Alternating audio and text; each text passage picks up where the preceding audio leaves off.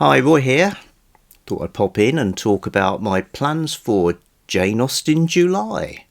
So, an event that's been going for a number of years. It's hosted by Katie, Books and Things, Marissa, Blatantly Bookish, and Claudia, Spinster's Library. And it's a month celebrating Jane Austen. Like all the best events, easy to join in. You just need to read some Jane Austen. But there's prompts as well, which is good. Now, personally, despite the t-shirt, although I've read the books, I've never been done a deep dive into the world of Jane Austen. I gather there's something about a guy in a wet shirt. There's something about boiled potatoes. What a superbly featured room, and what excellent boiled potatoes.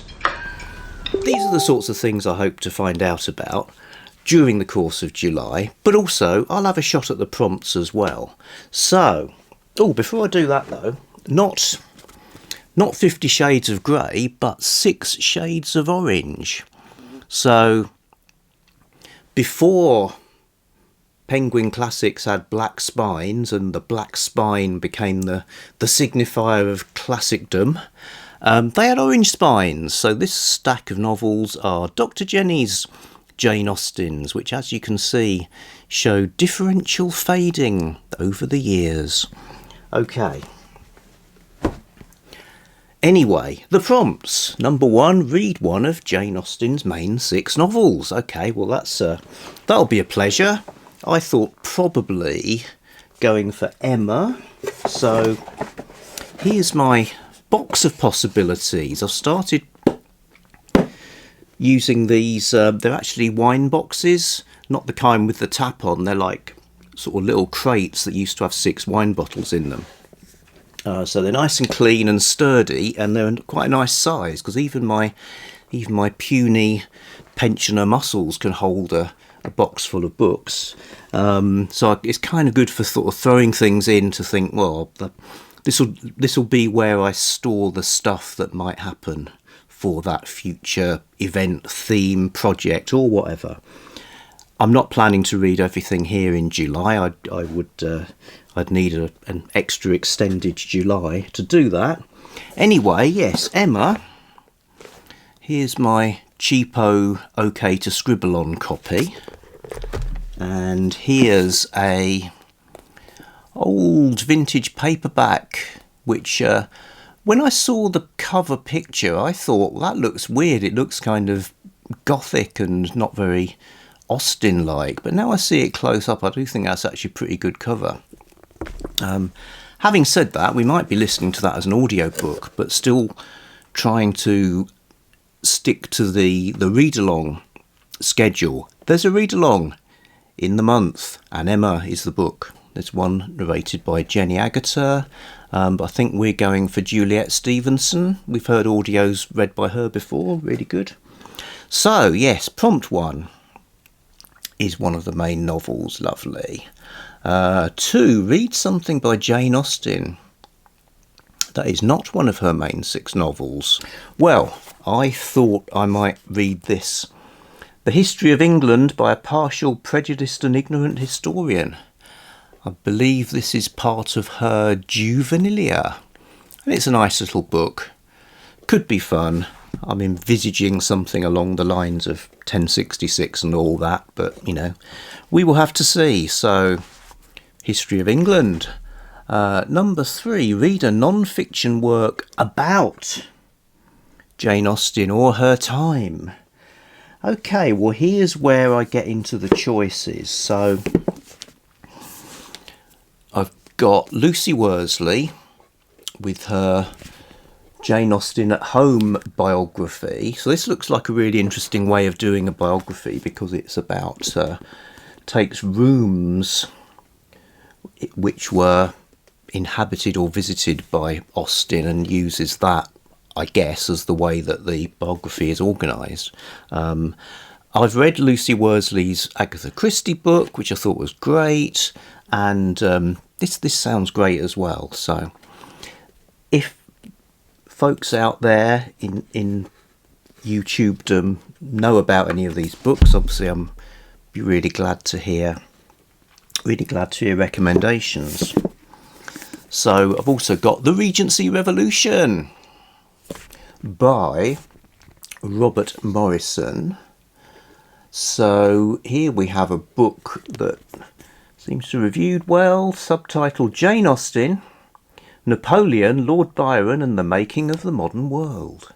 So I could see that as being a kind of interesting history book about how that particular period, the sort of pre-Victorian period, was shaping lots of stuff that we're still experiencing in, I don't know, culture, society. Also talked about the dark side of the era. Poverty, slavery, pornography, opium, and the Gothic imaginings. So that sounds like Garb August. That's the next month. That's another possibility. Certainly want to read that at some point.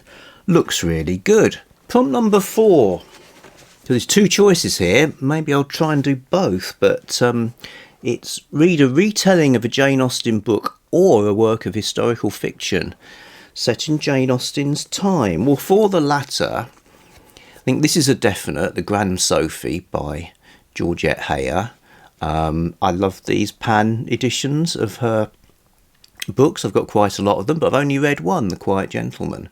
So Sophy, irresistible, audacious, captivating, delightful, with a monkey on her shoulder. That looks good. And that's also a group read in Katie Lumsden's historical book club that I'm in as well. It's a Patreon thing. So yeah, definitely do that. So that will be a book written set during the time of Jane Austen. In terms of retellings, here's where I've got 3 choices.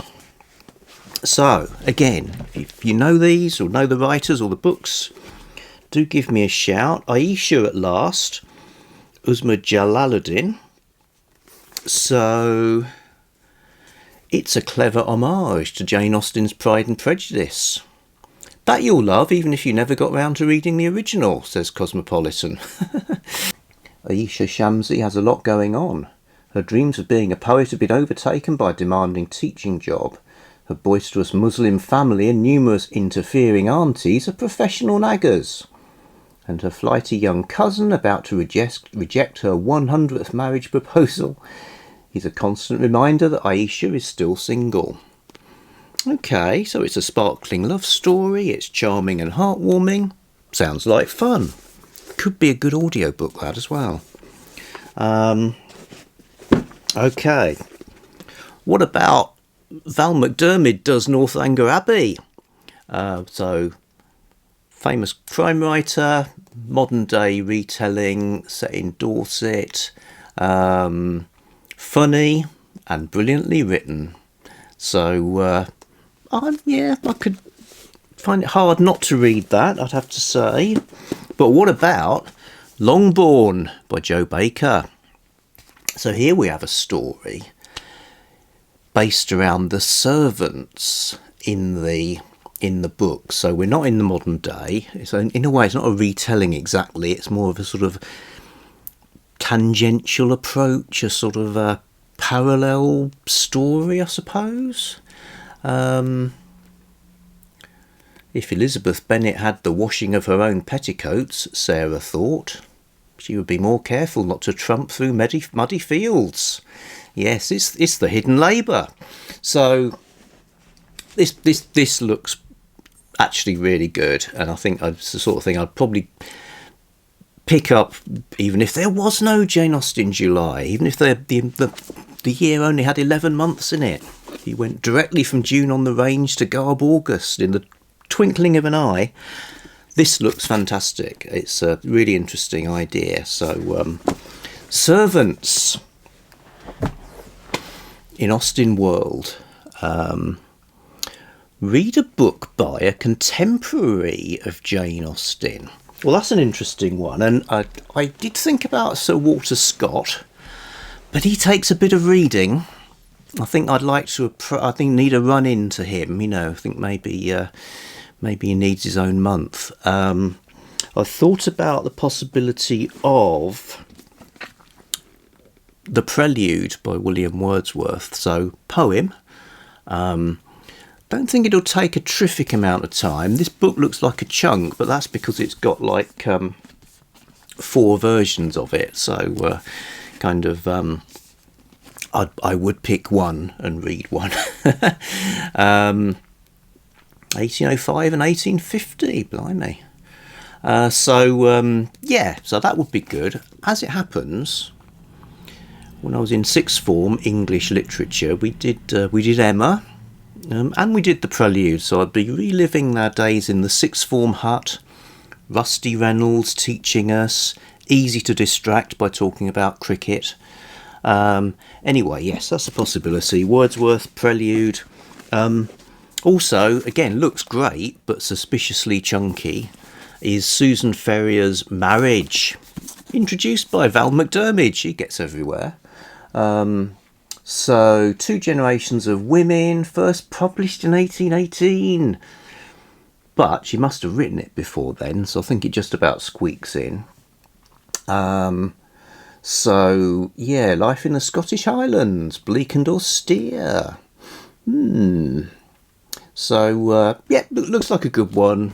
Virago book.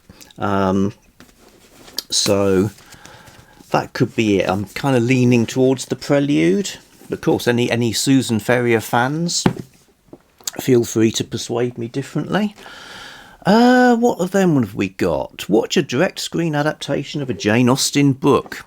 Okay, so managed to get, not without difficulty, a video of the 1980 television adaptation of Pride and Prejudice.